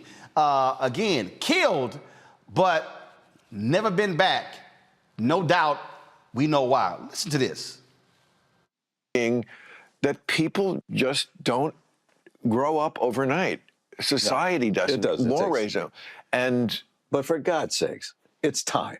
It's 400 fucking years that we've dealt with this. And our country still has not taken responsibility or accountability. For what? For the history of the systemic racism that's in this country. What should we do more? Well, I mean, for one thing, critical race theory, I think, is essential to be teaching. It depends on what you mean by that. Well, I mean teaching how the race trade and racism is systemic in everything we've done, in government, in social activities. Yes, it has been. I mean, it's embedded in it. It's like, for example, why the Second Amendment really was, I mean, this is one person's theory, but I think it's the truth. The Second Amendment really has to do with, in a country where you were keeping hostile people in chains, you needed guns you needed very loose reins on guns to keep the lid on that. Yeah. So that has a lot to do with why other countries don't have like a Second Amendment the way we do. And we didn't have an organized army. We didn't have an organized militia, so you had to form one quickly and be able to get your arms quickly when we were being attacked. Exactly. So, but critical race theory can mean it's just one of these catch-all terms. If you mean we should honestly teach our past, of course. If you mean more what the 1619 book says, which is that it's just the essence of America and that we are irredeemable, that's just wrong. It's not. I mean, right. I agree with that. But even teaching our past and being honest and owning up to who we are as a country and the history of it. Most schools are doing that. I mean, I'm sure there are ones in Texas that are not. Look, in Florida, they So again, oh, you say one thing on Makongo, but oh no, we don't really need to be focused on that stuff. But then you go, that's on your podcast. But then when you go on your HBO show, it's a whole different view. Go ahead. Oh my goodness. Wow. First of all, shout out to Walter White. You know, I'm so glad Cranston was able to articulate some of this stuff, because you're absolutely right. Bill Maher thought he was the smartest guy in the room and could kind of school him on some things. And Cranston came with some very correct points. And first of all, Bill Maher, this stuff is not being taught in school. And when we talk about this idea of critical race theory, we all know what we're talking about here, but people who do not know, this is a theory, just like you have queer theory and feminist theory that came out of the 80s and in Harvard Law School and other activists who are involved in this. And it is not about all history. It's about studying how America's policies affect different groups from a racial lens. And people use that as an umbrella to get rid of everything relating to Black and brown history in our school. Now, getting back to Bill Maher and the police, we have to understand that when we're talking about these police and being tired and so on and so forth, Renita is absolutely on point. They seem to only be, quote unquote, tired and exhausted when they get to our community, because they're not beating down other people at the same rate that they're doing what's happening in our community. And this idea about, their stress, get another job. I believe that just as we get pulled over, if there's a car accident of some sort, we get a breathalyzer test, why aren't these officers being drug tested to see what kind of things that they're on when they're committing these types of acts? These guys are not committing these acts because of stress. They're committing these acts because of hate, and many of them are wired to do this. I remember a teacher who once said she went down to the police department to check on her former students, and she thought that a lot of the students who were bullies in school were going to be the cops. You know what she said? The people who I saw became cops were the people who were bullied. Yep. And those were the people who put on that uniform so that they can get out there and exercise that power. And people need to understand that. Got to go to a break. We come back. A family in Mississippi continues to demand answers about their family member being shot and killed by white Capitol police officers in Mississippi. You're watching Roland Martin Unfiltered on the Black Star Network.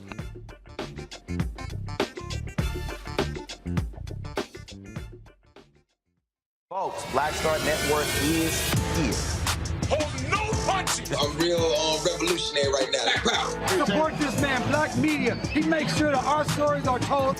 Thank you for being the voice of Black America, Roland. Stay black. I love y'all. All momentum we have now, we have to keep this going. The video looks phenomenal. See, this difference between Black Star Network and Black-owned media and something like CNN. You can't be Black-owned media and be scared. It's time to be smart. Bring your eyeballs home. You dig?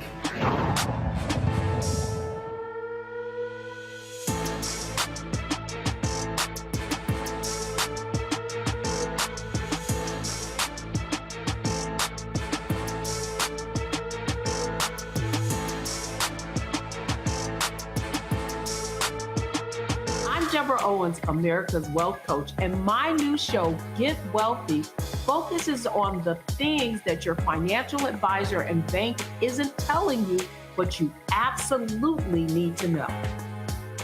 So watch Get Wealthy on the Black Star Network.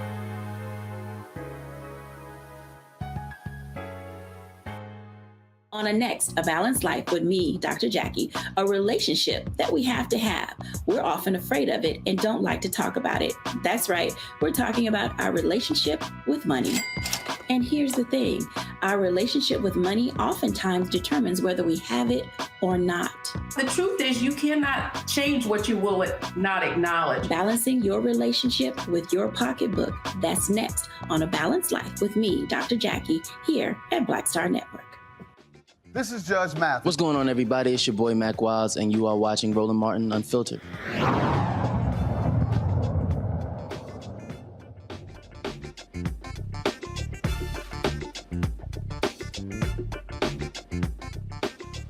Unlike the family of Tyre Nichols, the family of Jaylen Lewis in Mississippi, they're still waiting for justice and some answers. You might remember that Jaylen was shot and killed by Capitol Police in Jackson, Mississippi on September 25th.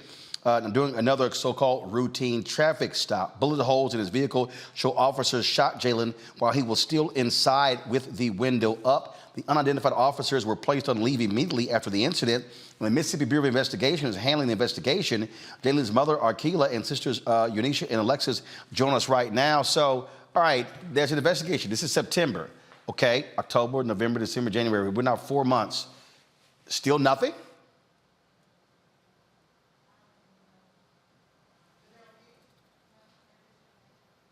Can you hear me? Yeah. Arkila, Unisha, Alexis, either one. Again, 4 months. Have y'all been updated on the investigation? No. No, sir. No. Nothing. When was the last time you heard from Mississippi Bureau of Investigation? No one has contacted us at all. No one. At all? We haven't heard anything. No, sir. So y'all have no idea what the state of the investigation is? No. When contacting them, what do they say? Well, we've been trying to contact them. They really haven't been answering their phones. And all of a sudden, I guess they've gotten a little heat on them due to other people emailing and calling. And now they've said that they've released a redacted report because I haven't even been notified by anyone. And the report doesn't state anything but something about a traffic violation. Do y'all know if the officer is still on leave, if he's back on the streets? From what I hear, he's back working. Well, they're back working. It was more than one officer involved. And from what I hear, they put them on administrative pay, leave with pay, and now they're back on the streets working. Wow. I mean, the fact that 4 months have gone by and nothing. No. I'm trying to figure out what takes so long that you can't do an investigation in 4 months. We don't know. Your attorneys, what are they communicating with them? So there's just nothing to your attorneys or to you? Well, last time you had us on the show, I had another attorney, but since then I've hired Mr. Lee Merritt, and we don't know what's going on right now. We're just waiting. From what we were told, legally they can hold the police report for up to 6 months. So that means that we would not be able to see the police report for another 2 months? Correct. Wow. It is just strange, again, it's taking this long, and there's nothing that they actually will say to you and the family. No, nothing. What are you asking for the public to do? What do you want folks to do? Just, I don't know, email people in Jackson if you can, try to reach out. Is there a particular email or phone number people should be reaching out to? Well, I do have a petition that they can sign. I don't have the emails and all the stuff in front of me, but I do have a petition for my son. It's change.org/Jaylen Lewis. If they can go on there, because it seems like that has been putting more heat on them to do something, because like I said, we didn't even get a redacted report. We just got that because there's been a lot of emails and calls made to these offices and these people. If y'all could get us an email and a phone number, we certainly have no problem sharing that because they need to hear from the public. It does not, I mean, look, we've covered numerous stories. It does not take 4 months to do an investigation, and then for them not to communicate anything to you and your family just simply makes no sense whatsoever. Right. So definitely let us know about that. We appreciate you giving us an update on this case. Hopefully the next time we talk, there's actually some type of information where this thing is moving forward. Okay. Thank you. Okay, we appreciate it. Thanks a lot. Back to my panel, Julian, Omakongo, and Renita. Talk about being dismissive of this family, but we are, Omakongo, talking about Mississippi. Yes, indeed. We're talking about Mississippi, and I don't know who her legal team was before the case. I'm glad that Lee Merida is on it, because now that you brought this to the attention, this is one of the latest causes that we all got to get on board on, because Mississippi continues to just get over. You know, they continue to kind of sail under the radar, even with the water crisis, like different things. They get like a little attention here and there, and then people just go back to expecting Mississippi to just be Mississippi. And we can't allow that to happen anymore, not in 2023. And so when I look at this mother's pain and those pictures of this young man, the way he's embracing his family, and they have to go I mean, it's just hard to look at, man. They have to go 4 months without answers. And it takes me back to Tyre Nichols, because you were traveling, Roland, but, Monique was hosting. We had the family on 2 weeks ago on a Monday night talking about, Tyre and how beautiful he was and what he meant to them. And to be here 2 weeks later and have another family doing that, but they haven't gotten answers in 4 months. And we know that without pressure from us, Mississippi is going to hold out to this to 6 months and a day, and then probably put out more redacted nonsense. Time is up. We got to make sure that doesn't happen, Roland. Mississippi, your days of getting over on this type of stuff, they're just done. So you might as well come forward now, because we're coming for you, and we're coming for you hard. Rita? They deserve this. Rita?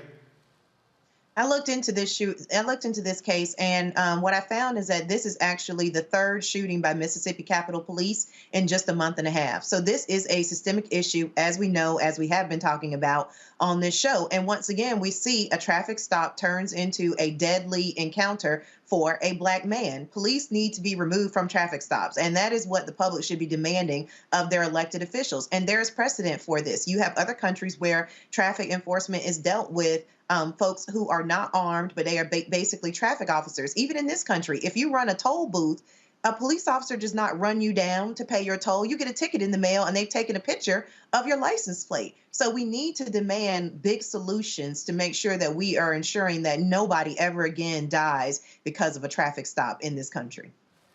Julian? I agree with Renita completely. There should not be traffic stops. It's harrowing to think about the fact, first of all, they have police discretion. So they can say you were speeding, you weren't speeding. They just decided they didn't have anything else to do but harass a Black man.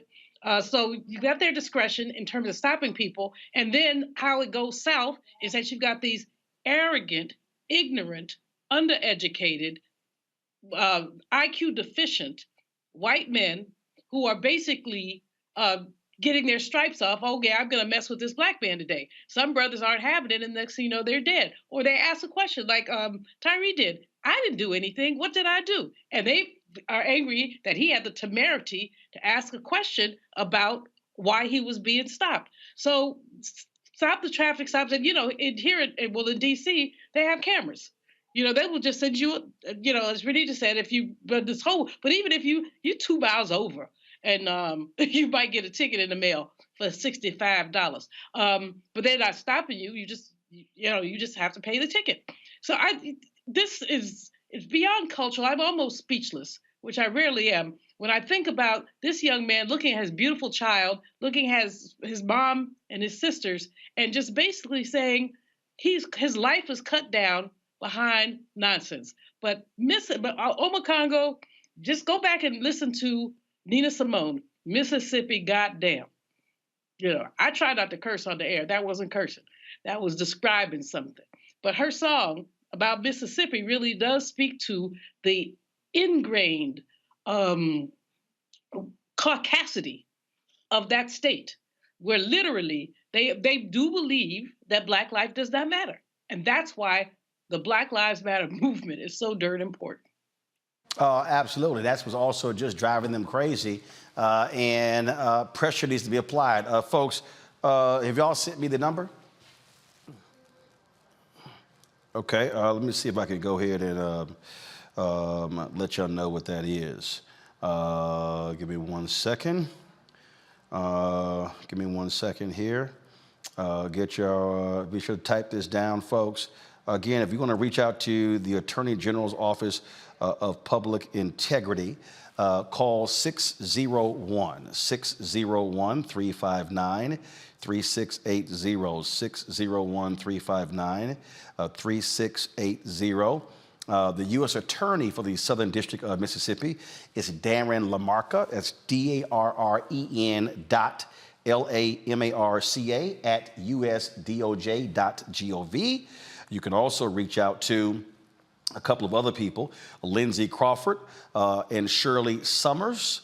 Lindsay Cranford, LINDSAY.Cranford, CRANFORD at AGO.ms.gov. Shirley Summers is SHIRLEY.Summers, SUMMERS at AGO.ms.gov. And then the Attorney General Lynn Fitch, 601-359-3680. Email Lynn Fitch at lynn.fitch, FITCH, at ago.ms.gov. We'll put a graphic together and share that with you as well. We want you to call and email them in demanding answers as to this investigation in the shooting death of Jaylen Lewis there in Jackson, Mississippi. And so please do that. All right, folks, got to go to break. We come back.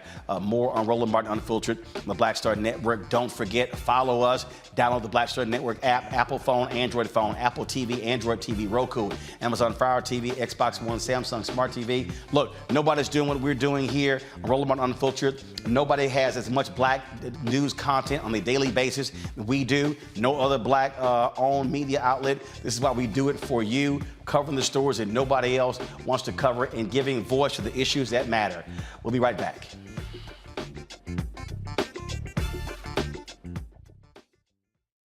Hatred on the streets, a horrific scene, a white nationalist rally that descended into deadly violence. White people are losing their damn minds. As an angry pro-Trump mob storms the U.S. Capitol, we've seen shots. We're about to see the rise of what I call white minority resistance. We have seen white folks in this country who simply cannot tolerate black folks voting. I think what we're seeing is the inevitable result of violent denial. This is part of American history. Every time that people of color have made progress, whether real or symbolic, there has been what Carol Anderson at Emory University calls white rage as a backlash. This is the rise of the Proud Boys and the Boogaloo Boys. America, there's going to be more of this. Here's all the Proud Boys, guys. This country is getting increasingly racist in its behaviors and its attitudes because of the fear of white people. The fear that they're taking our jobs, they're taking our resources, they're taking our women. This is white fear.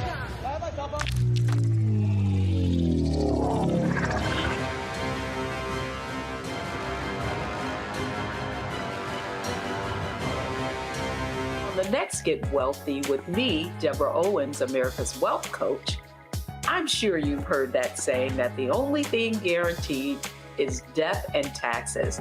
The truth is that the wealthy get wealthier by understanding tax strategy. And that's exactly the conversation that we're going to have on the next Get Wealthy, where you're going to learn wealth hacks that help you turn your wages into wealth. Taxes is one of the largest expenses you ever have. You really got to know how to manage that thing and get that under control so that you can build wealth. That's right here on Get Wealthy, only on Black Star Network. Hi, y'all doing? It's your favorite funny girl, Amanda Seals. Hi, I'm Anthony Brown from Anthony Brown and Group Therapy. What up, I'm Lana Well, and you are watching Roland Martin Unfiltered.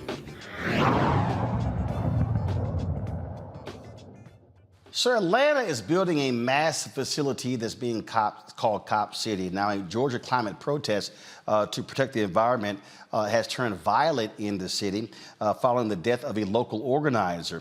Atlanta-based Stop Cop City movement has been protesting the development, again, called Cop City. It is a public safety training center. The $90 million training facility was publicly announced in 2021 and would serve as a training center for Atlanta police and firefighters. The Mock City proposed site is the Weelani Forest. The forest serves as a green space and helps protect against environmental hazards.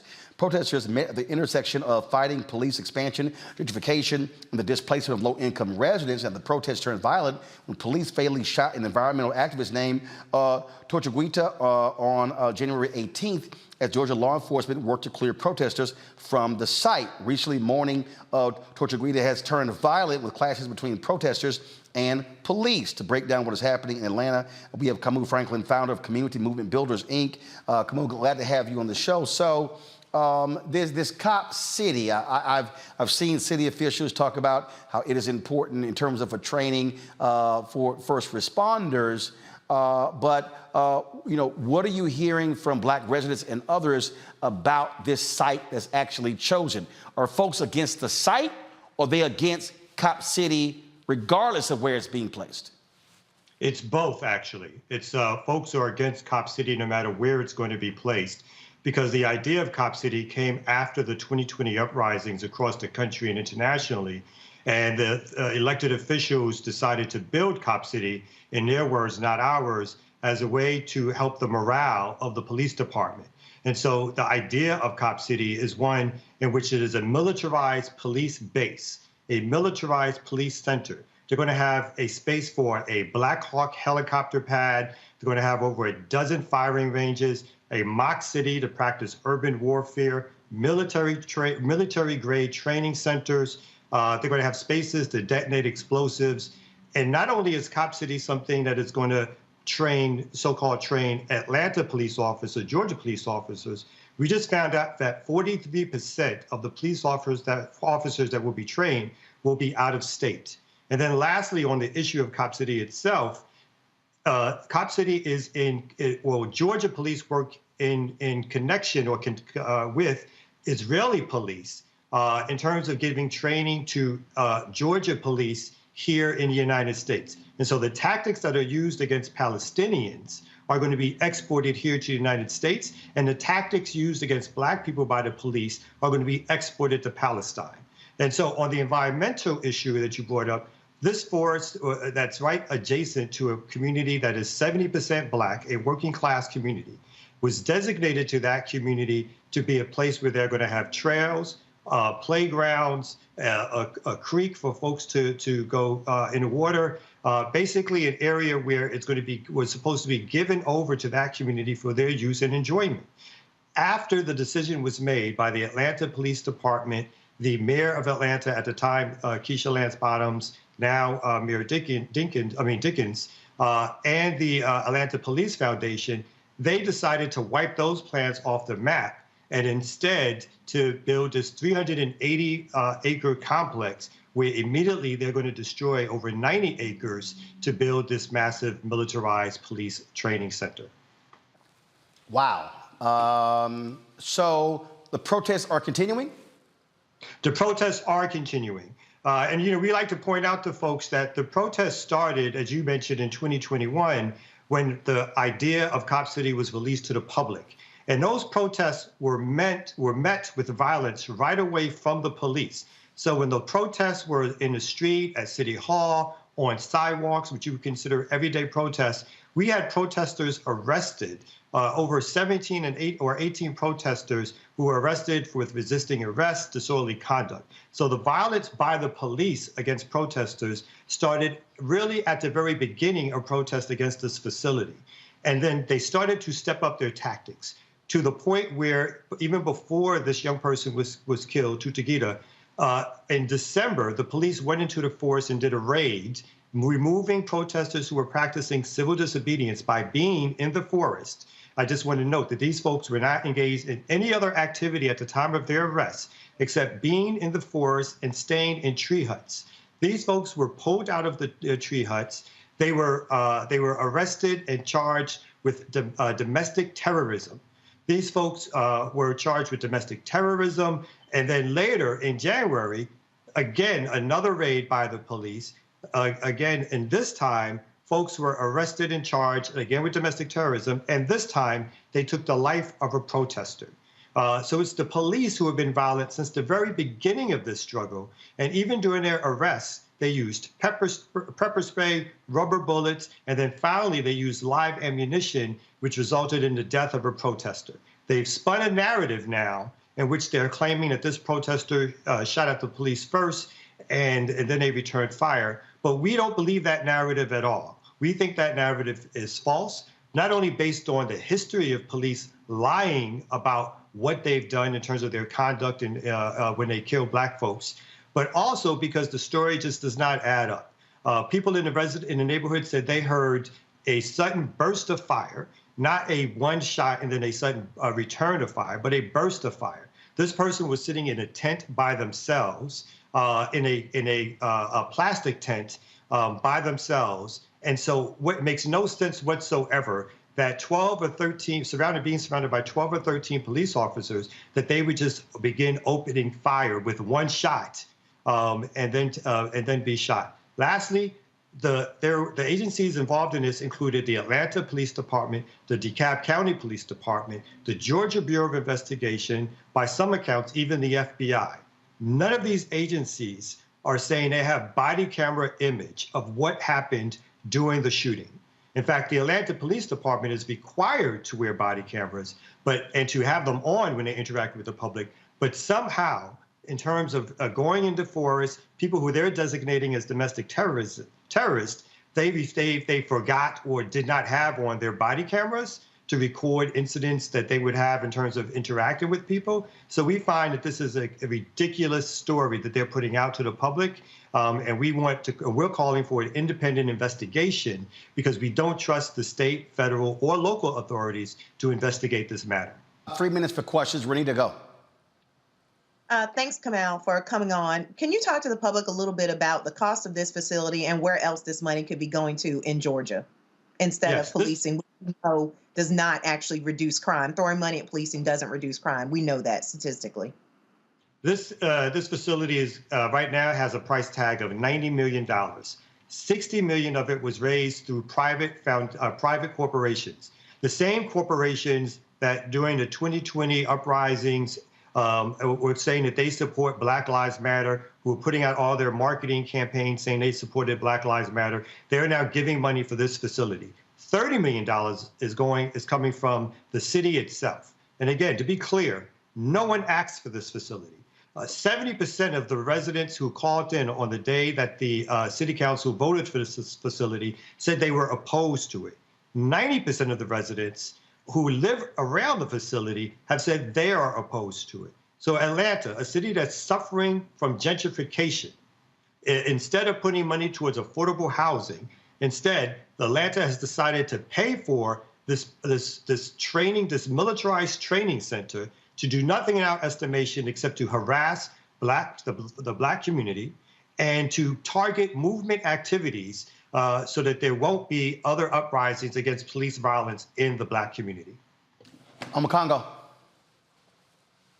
What is the best way that those of us who do not live there can help this from actually happening? There's several things that we're asking people to do. Like we're asking people to do social media posts, to do town halls and workshops in their areas, invite people who are talking about Cop City. We're asking people to do demonstrations and marches in support. We're asking people to call the DeKalb County Prosecutor's Office to demand that the charges of domestic terrorism gets dropped. We're asking people to call the mayor's office who has supported this. What's important to note here again, Atlanta, which claims to be the Black Mecca, it is under this Black Democratic leadership that Atlanta has gone from a overwhelmingly Black city, 60%, to one that is now 49% Black. One, again, that is gentrifying tremendously as they invite in these large-scale corporations and their workers, their middle-class workers, to replace the Black folks who built this city. So this is something that we ask folks to do, to be on the ground, to call the mayor, to call the city council, to divest from some of the corporations who are involved in this. And that is the only way that we're going to be able to stop Cop City. Julian? I'm interested and concerned about the erosion of the quality of life for people in the contiguous place contiguous to Cop City. You talked about the land being used for leisure, for swimming, the creek, et cetera. There are not that many opportunities for Black people in urban areas really to have that kind of leisure.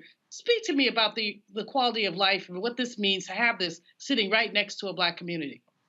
I think about 45 seconds, go. I think in addition to the things I just mentioned, Once they tear down this forest, the Southeast Atlanta, where this complex will be built, is famous for excessive flooding. Once they tear this forest down, there's going to be more flooding that's happening in this neighborhood. Again, they're taking away of people's ability to have access to green spaces, climate change, which is happening. This is going to do nothing but great damage. The noise pollution from the weapons that's going to be going off and the chemical weapon usage that's going to be leaked out into the larger community. This is nothing but a disaster for that working class Black neighborhood, which is adjacent to Cop City. All right, Kamau, we certainly appreciate it, man. Thank you so very much. Appreciate you having me. All right, folks, that is it for us. Renita, Makongo, Julian, we certainly appreciate it. Thanks for joining us on today's panel. Folks, don't forget to support Roland Martin Unfiltered for the NAACP Image Awards. Go to vote.naacpimageawards.net. And what you can do is you can vote there.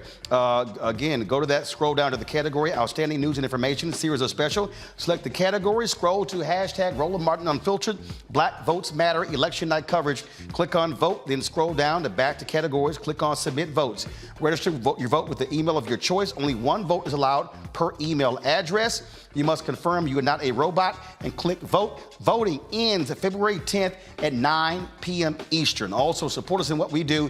Download the Black Star Network app, Apple phone, Android phone, Apple TV, Android TV, Roku, Amazon Fire TV, Xbox One, Samsung Smart TV.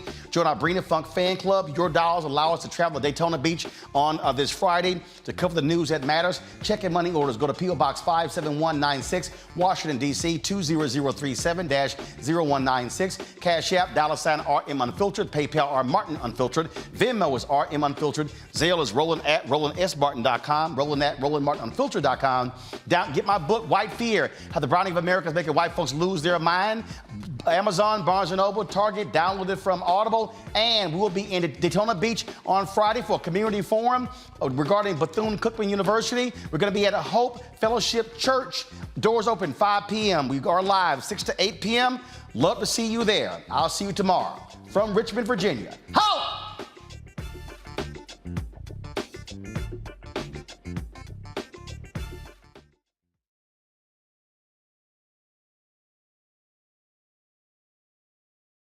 Black Star Network is here.